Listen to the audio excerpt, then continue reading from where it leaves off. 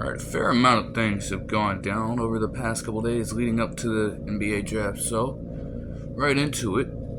Early Monday morning, the Cavaliers make the move to hire Kenny Atkinson as their newest head coach after firing J.B. Bickerstaff.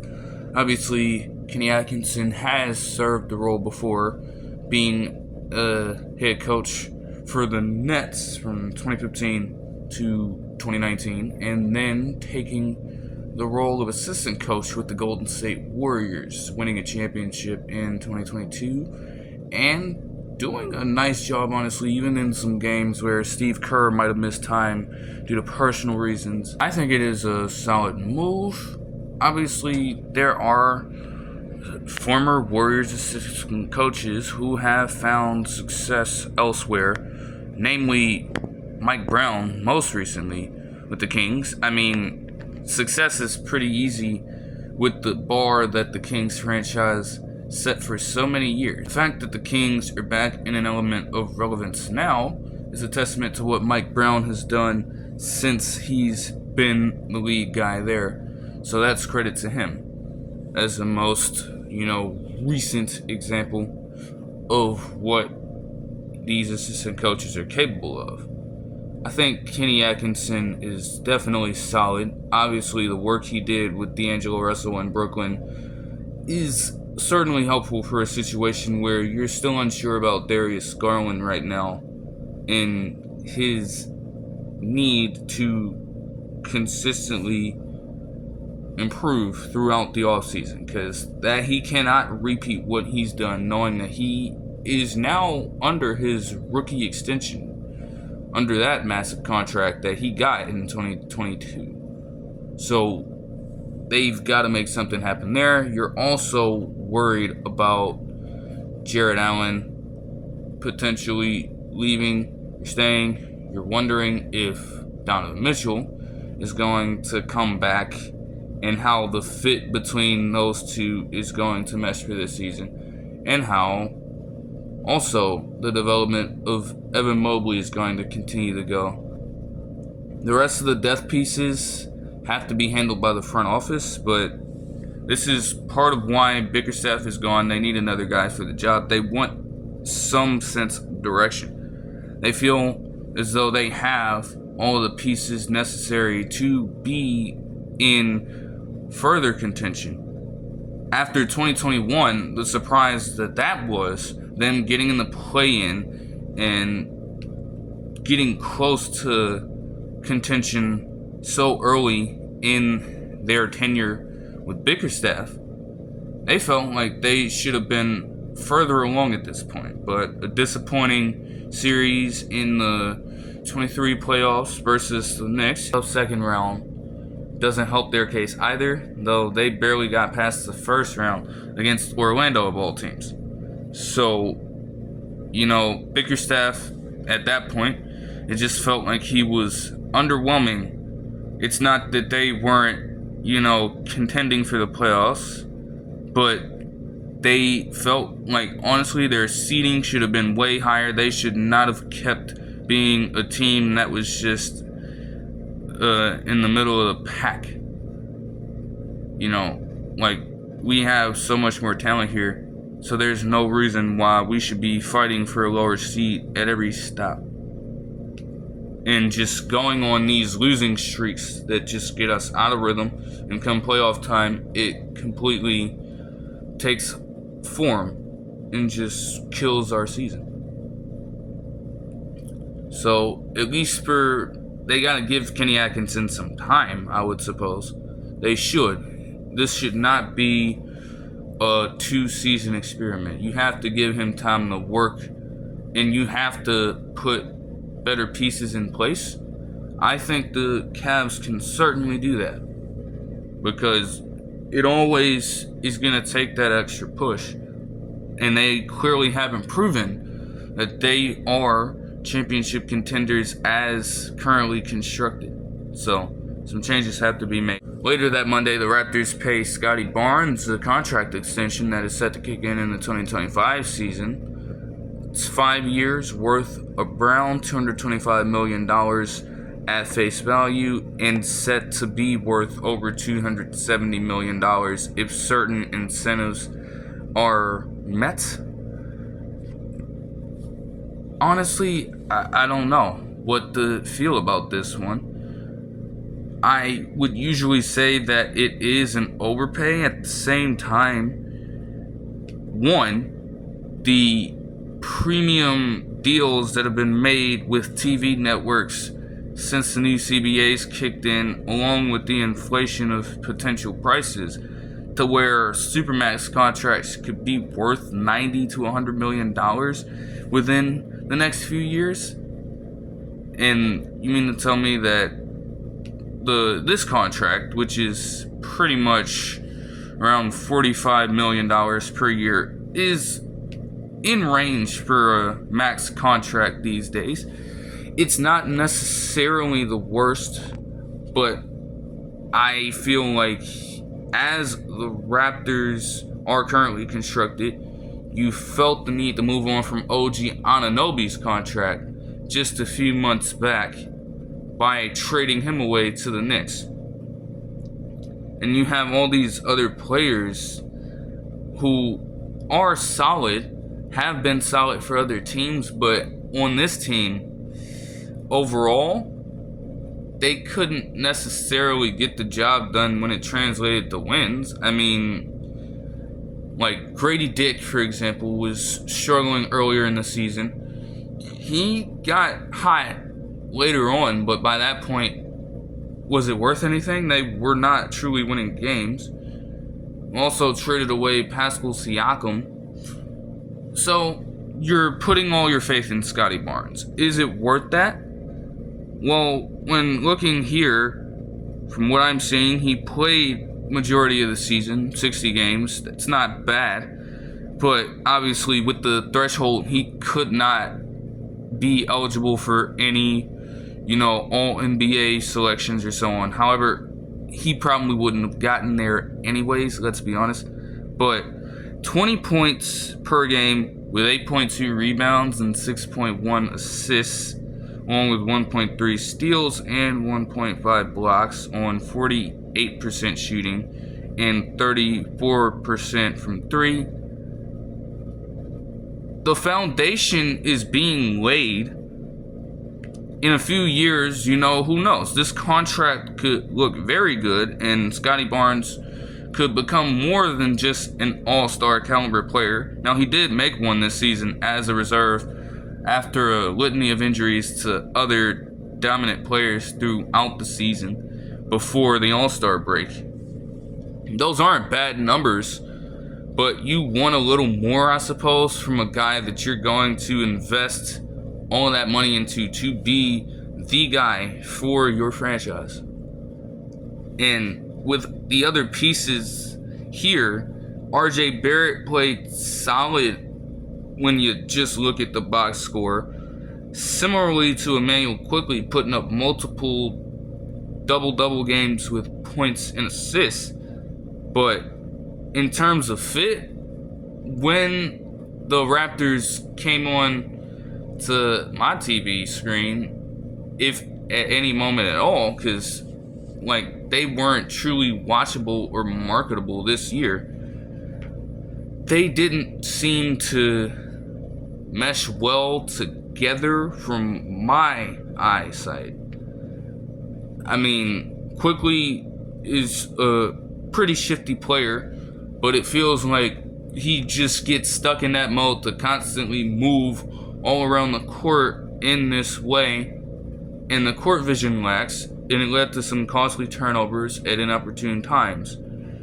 Similarly to RJ Barrett, but his problem is more so balancing the aggressive style of play with a passive style of play. There are times where, especially when he was on the Knicks earlier in the season, you wanted him as a guard with his size to completely take over, and he would just be a shell of himself in those moments, not showing up at all.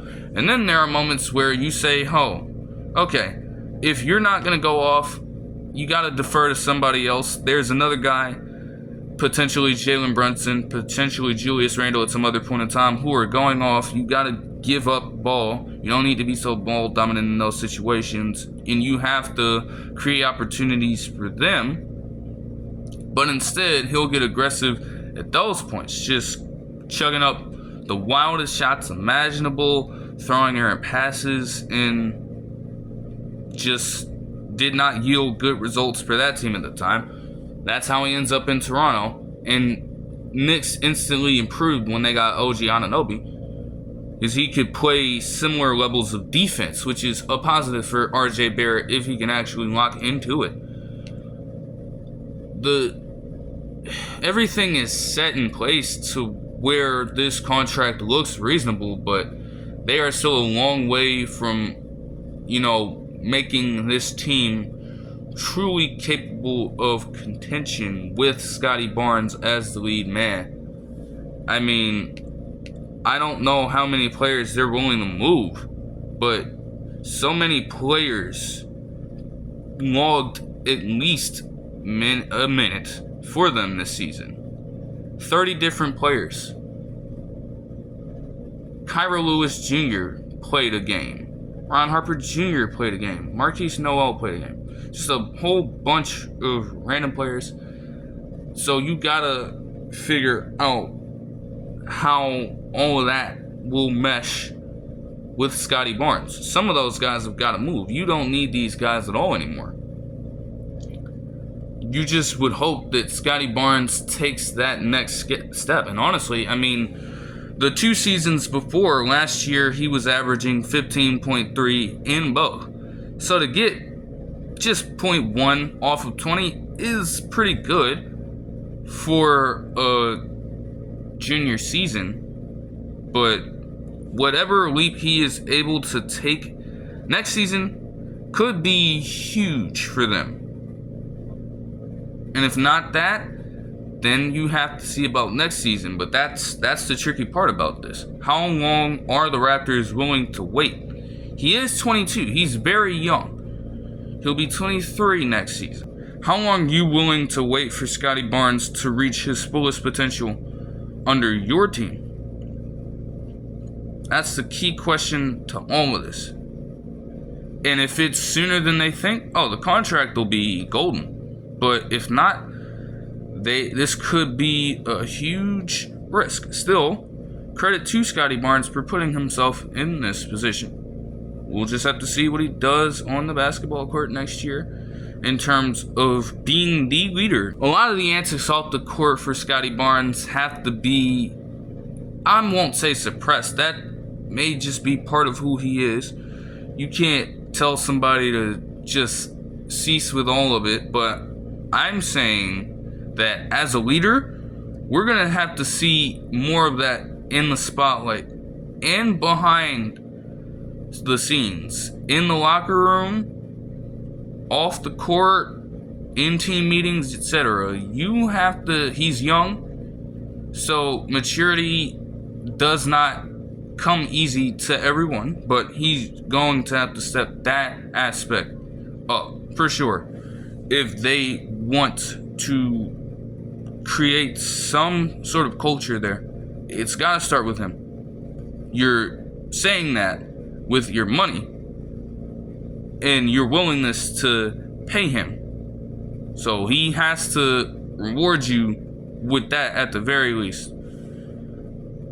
So credit to him, but yeah, this has the potential to go left if things don't pan out a certain way. Today was quite a day as well. Now, Charles Lee had been introduced as the new Hornets head coach, and it was the first public appearance for him in his new job, new position. A little while after Steve Clifford resigned, he was hired, but obviously he could not necessarily assume the job just yet because, well, he was pretty occupied during that time, to be honest. So he started out, according to NBA.com, at Wall Street. He started out on Wall Street in his adult life, but made the move to become a general head coach in basketball. So he starts out in 2011 at Bucknell, has some success there, gets the eyes of a few NBA teams, and he assumes position with the Bucks as an assistant coach, eventually wins a championship with them in 2021, then assumes an assistant coach role with the Celtics, and obviously they just won the championship. But he'd spent time with the organization and a few players and personnel over the course of the months while still trying to pursue this ring with the Boston Celtics. From what I have read from NBA.com and some of the commentary that they add in, it looks like some of the players are bought in. Grant Williams has had a lot to say.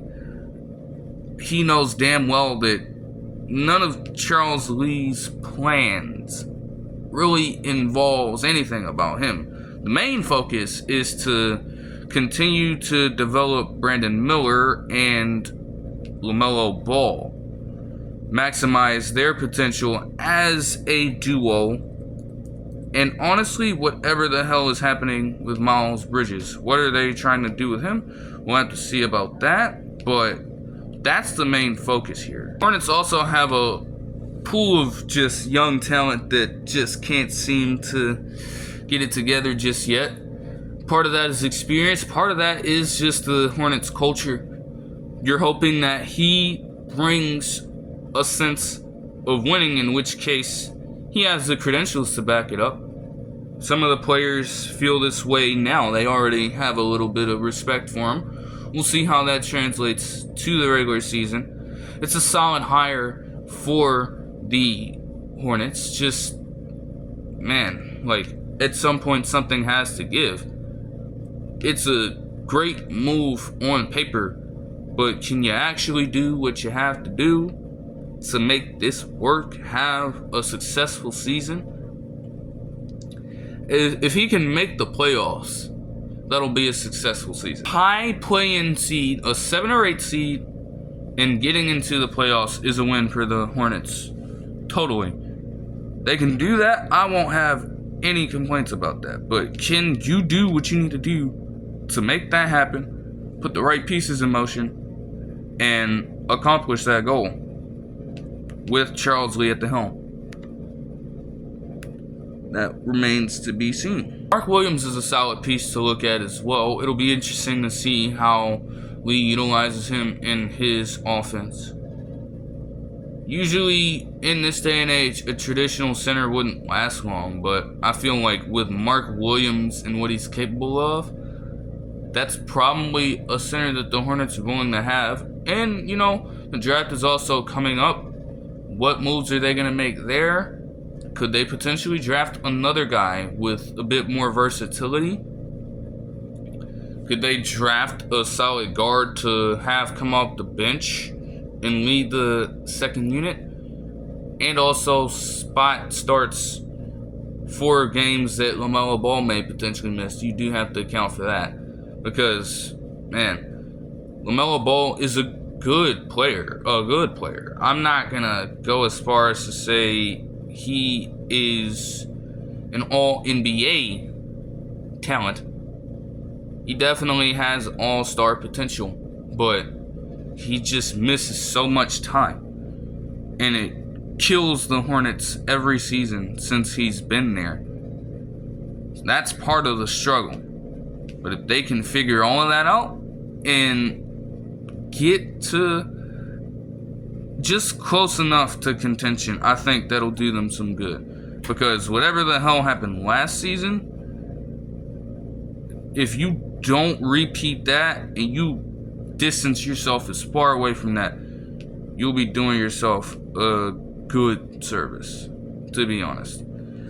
And finally, yesterday as well, blockbuster deal to get Mikal Bridges to the New York Knicks by sending Bojan Bogdanovic back to Brooklyn along with five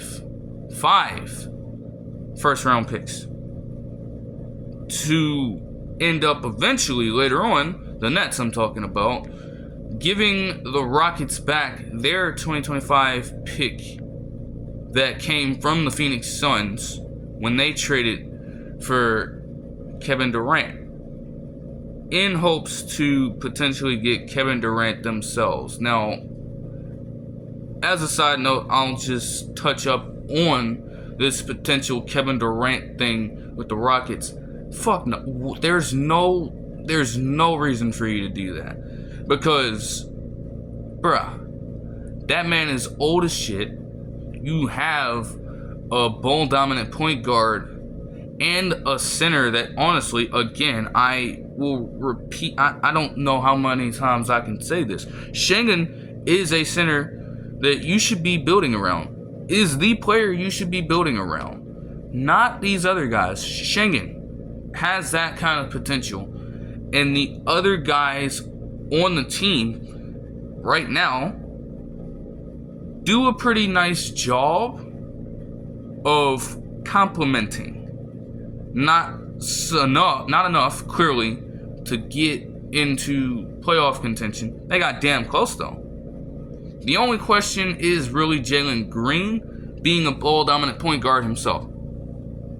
But you would trade for Kevin Durant in this situation, and you think that's going to get you over the top? Who are you trading then? You're going to trade one of your young forwards. You're trading multiple young forwards. The fuck? You are probably considering, if you're the Rockets and you're actually going for this thing, you're probably looking for draft compensation. You probably can't get it because guess what? The Suns have nothing. They've been stripped of everything. Even if you're trying to give them that back, is that going to be enough? They've lost way too much over the course of these past couple off seasons. With these trades alone. And the amount of money that is being incurred. Like, regardless if the Suns trade Kevin Durant, they still have to fork over all of that money to him. They are still paying Devin Booker, and they are probably still paying Bradley Beal. There's just not a way out of it for them. But you mean to tell me that you're going to try to help the Suns get some depth pieces at this point and young players to insert into their lineup? You're probably giving up Cameron Whitmore. You're probably giving up Tari Eason. You're probably giving up Jabari Smith Jr. You're not going to be able to keep at least two of those guys. At least two of them are gone and are going to be Phoenix Suns if you decide to go through with that. So it just doesn't make a lot of sense to do that. It is major though, because with the potential that Cooper Flagg, high school prospect, has shown, he's now going to be at Duke for however many seasons, maybe even just one if he performs exceptionally well. But as he asserts himself as a draft prospect over this course of time, whatever draft he enters within these next few years is going to be a highlight for every team to look at. And they're going to try to seek out, a high overall pick of some sort in hopes of getting him. So, if the Suns can get it back, maybe they feel as just having that one to potentially get a shot at Cooper Flagg if he performs well over the course of the 2024 season. Then come 2025, he potentially declares, and maybe, just maybe, all the circumstances line up to where you can get your hands on him. Maybe. That is a long shot in and of itself, but that's the only way this works, really. It's still major, though, and it just breeds ground for other potential draft day trades later on tonight when the first round begins. So, who knows? As for the Knicks and Nets deal, this transaction for Mikal Bridges, funnily enough, marks their first transaction since 1983, when the Knicks traded a second-round pick in 1984 that became a player by the name of Tom Sluby for Lynn Elmore from the New Jersey Nets at the time. Probably uneventful at that point, but little did they know, nearly 40 years later, a little over 40 years later actually, would be the very next time that interstate rivals traded players and picks in a deal involving each other. So that's something to look at, but in all seriousness, when it comes to the player involved here, Mikal Bridges is going to do wonders for them. My main question is, you have so many forwards. Obviously, you have nearly the whole of the 2015-16 Villanova National Championship team. That's very obvious. And people are saying, oh, they should try to get Ryan Arcidiacono back. There's a reason why he got traded to the Pistons at the trade deadline from this fucking team in the first place. How do you appear in 20 games and not score a single time? The Knicks are not going to waste a roster spot at this point. They're trying to contend with a move like this. They're not going to go ahead and waste a roster spot on him and try to bring him back just for the culture of running a potential unit with the core five of that championship team. Ryan Arcidiacono was actually a senior at the time at Villanova when they won. So forget that, because it's not going to happen. Don't get your hopes up over that. Mikal Bridges is definitely something to get excited about as an overall player. Now, obviously, as the number one option on the Nets team, when he got traded at the trade deadline in 2023, he had a lot of people convinced that 26 points per game for him was attainable for an entire season. For sure.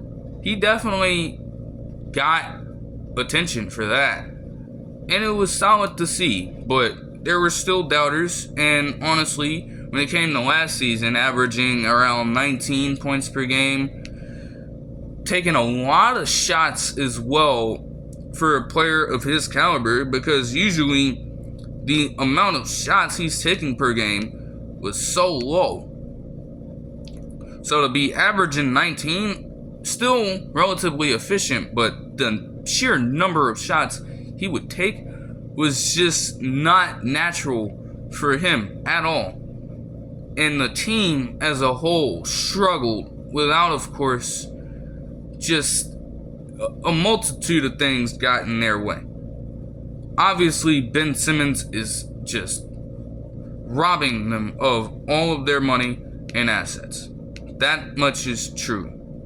But still, despite all of this, they just performed terribly last season. There's no way around it. You know, to end the season 32-50, still missing the playoffs. Man, it's just, it don't get much worse than that. After going through all that, Mikal Bridges, though, excels in the role he had with the Phoenix Suns when they went on that championship run in 2021. Now, at this point, seeing all that I've seen of Mikal Bridges, he's not necessarily your typical role player, and he's not necessarily an all-star caliber player either. He's certainly a star. Definitely a solid player that any team would love to have, but especially this one. If they actually manage to retain the pieces that they have, this defense could be one of the best in NBA history. I'm going to go as far as to say that right now. If they retain most of the pieces that they have, they are going to be a historically great defense. The question is, you have Josh Hart, you have OG Anunoby, you have Mikal Bridges now, you have Dante DiVincenzo, you still have Julius Randle, you still have Isaiah Hartenstein, unless something drastic changes. So how are you going to figure out these rotations? If all of them are bought into winning, which they should be, to be honest, nothing suggests to me that they aren't, especially the fact that 4 of these players were on a championship team in college and have a great connection already. That chemistry could reflect well elsewhere on the team. So as long as they get that to be the case, it's not an issue. So you have a lot to figure out if you're Tom Thibodeau in terms of how to construct lineups and rotations with such a deep team. So the fact that the Knicks were able to make it as far as they did despite their injuries, now that they're getting healthy and adding another legitimate depth piece, Bojan Bogdanovic is solid as he was. A player like that, and we saw it with Joe Ingles last season, a player who's set to just, stand in the corner and shoot threes like this, is typically going to just decline as he gets older. Bogdanovic is literally 35. He's not getting any younger. So they had to get someone that would contribute in some way, and Mikal Bridges is certainly going to do that. Now, he's not necessarily going to put up all-star caliber numbers, but he is going to consistently give you, I'll say, 18, 5, 3, and 1.5 steals per game. I can tell you that with a fact because it's been consistent throughout his career. The other thing that makes this trade so valuable for the Knicks is their injury bug certainly hurt them in this playoff run. You're getting a player in Mikal Bridges that has consistently played game after game after game through his entire career. He has not missed a single one and has the longest active streak of consecutive games played in the NBA right now. You can bank on him to be there, ready to contribute and go to work for you. The Knicks should be just fine. They did what they were able to do as unhealthy as they were. And now they're coming back fully reloaded and adding more. They could even add another player if they wanted to. It is more difficult without all of that draft capital to just shed over to the Nets like that with ease, but they could still do it. It's not impossible. And they have potential to go even further next season, to be honest. No, do they have a legitimate superstar player on their team? That can be debated. It reminds me a lot of the Pistons. Reminds me a lot of the Pistons that ended up shocking world by winning a championship against the Lakers in 2004. Pistons at that point were filled with players who were stars in their role and rode that momentum all the way to a championship and an upset. One of the bigger upsets in NBA history for obvious reasons. Who's to say the Knicks aren't capable of that with a roster like this, and with everyone bought in to go to work and just win out there consistently enough to contend, handle their business in the playoffs, and who knows? Who knows at this point?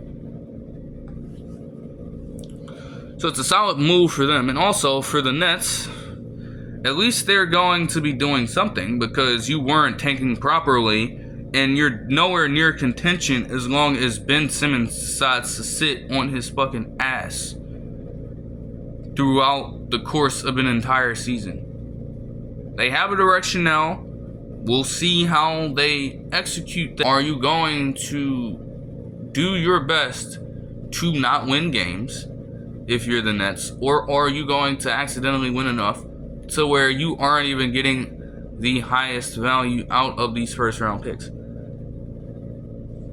Something else to find out in time.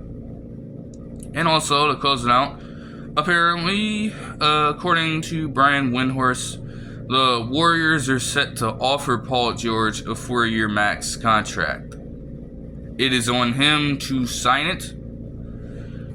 But honestly, if that happens, I don't know. I don't know what to say. If that happens, you have no choice but to move Klay Thompson at that point if you're the Warriors. You have to either figure this out soon or deal with the fact that chemistry is going to be shot. Let's be honest here. They need to get things together with Klay fast or make the move for Paul George. You can't have it one way or the other. There's no way that you can feasibly, with all of the requisite details in place, with the second apron and with the new CBA, there's no way to feasibly have those two on the same team. It cannot happen. One of them cannot be there if the other stays or becomes a Warrior. That'll do it for this video. I hope you guys enjoy it, and I'll see you guys in the next one. Peace.